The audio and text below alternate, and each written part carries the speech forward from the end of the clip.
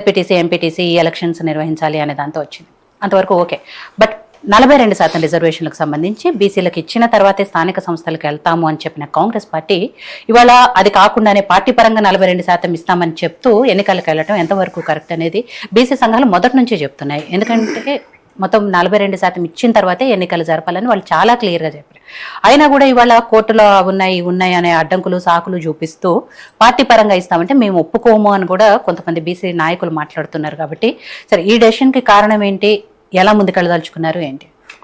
ఇప్పుడు మొండి వాదన చేయొద్దు మేడం. ఇప్పుడు మొండి వాదన చేస్తే ఏమవుతుందంటే ఇది తెగొద్దు, ముందుకు పోవద్దు, ఇక్కడనే ఉండాలి, ఇక్కడ ఉండకూడదు, ముందుకే, ఇవన్నీ ఏంటంటే మొండి వాదన. ఇప్పుడు స్థానిక సంస్థల ఎన్నికలు ఇమ్మీడియట్గా జరపాలి, ఇది డిమాండ్. ఎప్పుడు జరుపుతారు? డిమాండ్. జరపలేదు, కారణం కాంగ్రెస్ పార్టీ భయపడుతుంది ఆరోపణ.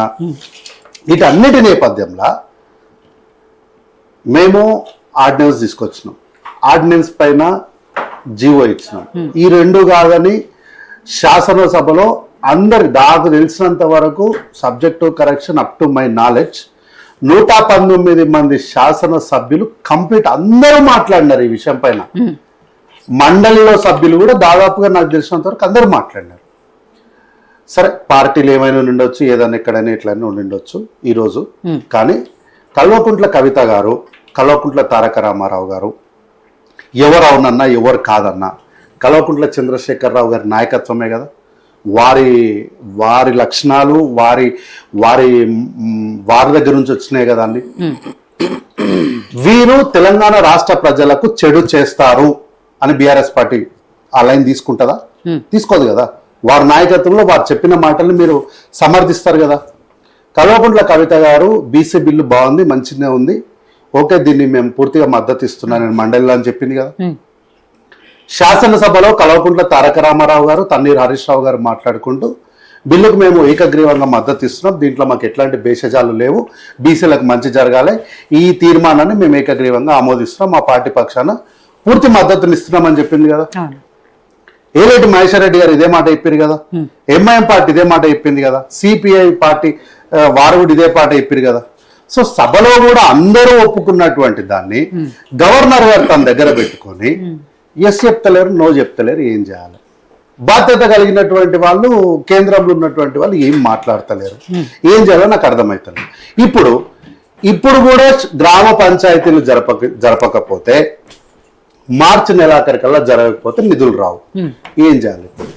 అందుకనే మేము 42% ఇప్పుడు సర్పంచ్ ఎన్నికలేం పార్టీ బీఫామ్ మీద ఇచ్చేటివి కావు. పార్టీ బలపరచకపోయినా బీసీలు వారిని ముందుకు తీసుకెళ్లడానికి మేము ఈరోజు కాంగ్రెస్ పార్టీగా ముందుకున్నాం. కాబట్టి ఈరోజు ఈ 42% వరకు బీసీ బిడ్డల్ని కాంగ్రెస్ పార్టీగా మేము బలపరుస్తాం. మీరు బలపరచండి సార్, ఎవరు వద్దంటున్నారు? సరే, ఫర్ ఎగ్జాంపుల్, కానీ మీరు చెప్పింది ఇది కాదు కదా కార్తిక్ గారు, మేము పార్టీ పరంగా 42% ఇస్తాము అని చెప్పలేదు కదా. ఎట్టి పరిస్థితుల్లో కోర్టులో ఉన్న చిక్కులన్నింటినీ తొలగించుకొని ఇప్పుడు కూడా అదే చెప్తున్నాము. స్థానిక సంస్థల ఎన్నికలైనటువంటి ఎంపీటీసీ జెడ్పీటీసీలల్లా తప్పకుండా కోర్టు చిక్కులు విప్పినాకనే మీకు 42% ఇస్తామని చెప్తున్నాం. మేము కాంగ్రెస్ పార్టీ పరంగా 42% స్థానిక సంస్థలు అంటే సర్పంచ్ ఎన్నికల్లో మేము అభ్యర్థులను బలపరిచినప్పటికీ కూడా సింబల్ గుర్తులు, పార్టీ సింబల్ మీద గుర్తుల మీద జరిగే ఎన్నికల్లో అన్ని పార్టీలు నీకు ఇష్టం ఉన్నా లేకపోయినా మీరు బీసీలకు ఇచ్చి తీరాల్సిందే. ఆ చిక్కుముడి ఇప్పినాకనే చేస్తామంటున్నాం. కానీ ఇప్పుడు ఏంటి అంటే, ఇప్పుడు నేను పోయి సర్పంచ్ కాంటెస్ట్ చేస్తూ నేను గెలిచినంత మాత్రాన కాంగ్రెస్ గెలిచినట్టు ఏం కాదాడా, ఆ ఊరు సర్పంచ్ గెలిచినట్టుగా అంతే. కాకపోతే ఏంది, నా వెనకాల నాకు మద్దతు ఇచ్చేటోళ్ళు కాంగ్రెస్ వాళ్ళు అవుతారు, అది అఫీషియల్ కాదు. కాంగ్రెస్ వాళ్ళు ఇస్తారు, బీఆర్ఎస్ వాళ్ళు కూడా ఎవరైనా. ఇప్పుడు నేనున్నా మేడం, మా ఇంట్లో కొంతమంది బీఆర్ఎస్ పార్టీ చంద్రశేఖరరావు గారు అంటే అభిమానిస్తారు.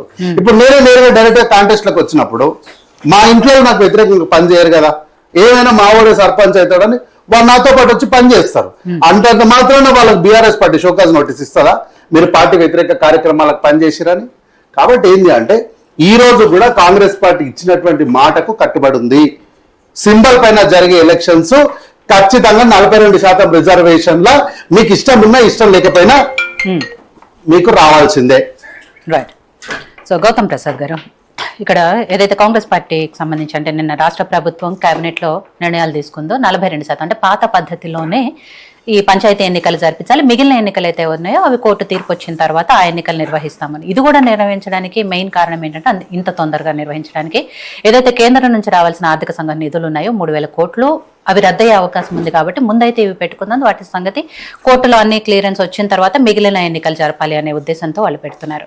కానీ పాత పద్ధతిలోనే పెట్టడాన్ని బీఆర్ఎస్ పార్టీ కానీ బీసీ సంఘాల నాయకులు కానీ ఎలా రిసీవ్ చేసుకుంటున్నారు? అంటే మేము మొదటి నుంచి చెప్తున్నాం మేడం, కాంగ్రెస్ పార్టీతోని ఊరు కాదు పేరు లేవదని చెప్పేసి చెప్తున్నాం, మళ్ళీ చెప్తున్నాము, ఇదే మాట చెప్తున్నాము.